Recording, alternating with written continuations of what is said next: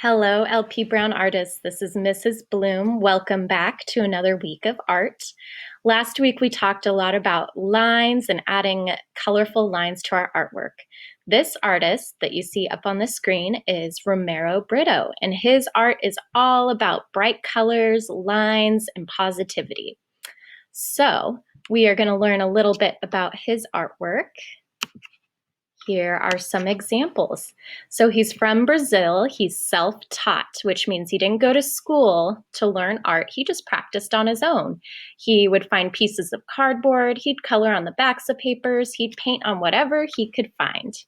So looking closely at this art, you can see it's kind of like what we created last week. There's lots of lines and patterns. Each section has a different type of line. So we're going to create our own art inspired by Romero Brito. And I highly suggest that you look him up online and check out some of his artwork. He even sells things like suitcases if you are wanting some of his artwork. All right, so what you'll need today is a piece of paper, any color, any size. If you're wanting to be like Romero Brito, you could even find a piece of cardboard or dig through your recycling. I'm all about that. And crayons, and if you want, watercolors. I love watercolors because they aren't too messy. All of you should have received some watercolors. If you didn't, you can use whatever you can find around your house. All right, I'll meet you back here and we'll begin.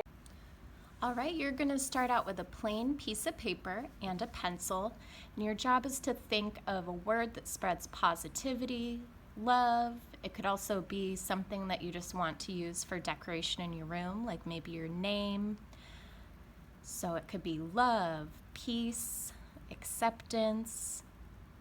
And with the election coming up, I think my message will be vote. No matter who you're voting for, it's important as an adult to vote.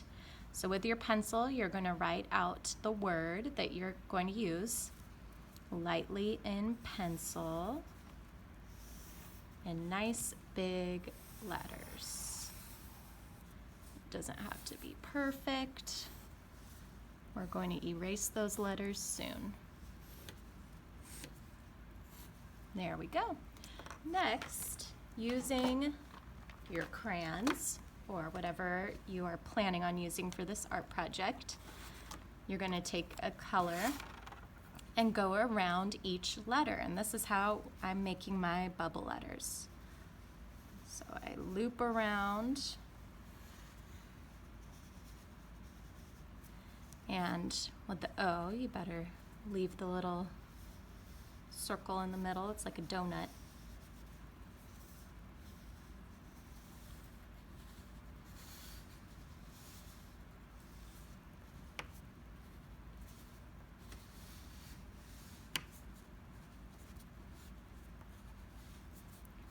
There we go. There's my bubble letters. Next, you'll take your eraser and erase the pencil lines. And if you drew light enough, it should disappear. But if you didn't, don't worry about it. We're going to draw over it, so they'll probably be covered up.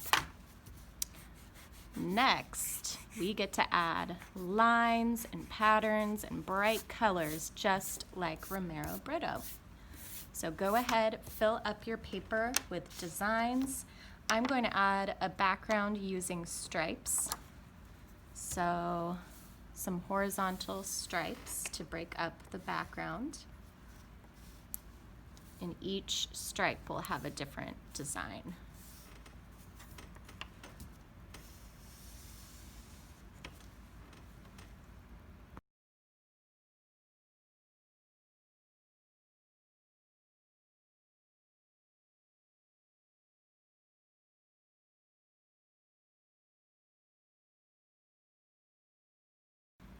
Now that I'm done with my patterns, I'm going to fill it in with watercolor paints.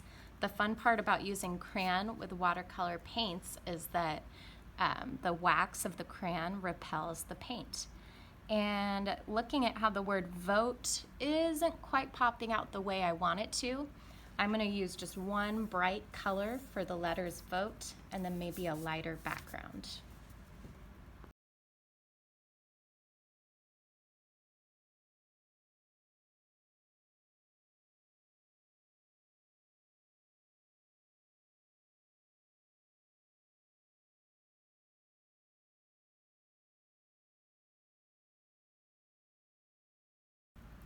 Here is my finished product. It's still drying, and as it dries, the wax will show through a little more. As I was painting, lots of little mistakes popped up, and I just went with it. For example, I took out my paintbrush and it had dried black paint on it. So as I started painting, black came out, but I like that it darkened up the letters. Sometimes color smeared. I think those little mistakes add to it. So with that in mind, I'm going to share a book all about mistakes and how we can turn those mistakes into something beautiful. This week I want to share another book by Barney Salzberg, and this book is called The Beautiful Oops. Now in life and in art we all make mistakes, and I think we can learn a lot from those mistakes, but also they can turn into beautiful things. So the beautiful oops. Oops, a torn piece of paper is just the beginning. Every spill has lots and lots of possibilities. Bent paper is something to celebrate. A little drip of paint lets your imagination run wild. A scrap of paper can be fun to play with. A smudge and a smear can make magic appear. A stain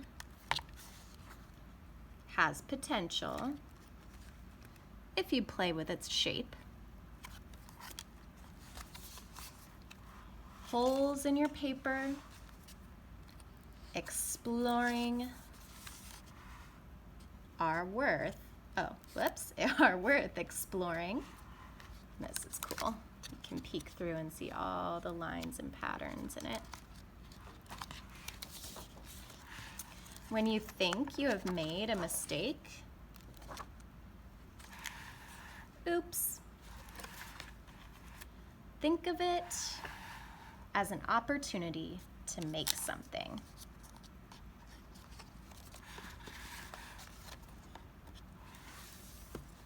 The end. So my challenge for you is that when you make mistakes, whether it's spilling, ripping a paper, whatever it might be, try to turn it into a beautiful oops. What can you create out of that mistake? Just go with it. Instead of throwing the paper away, turn it into something new.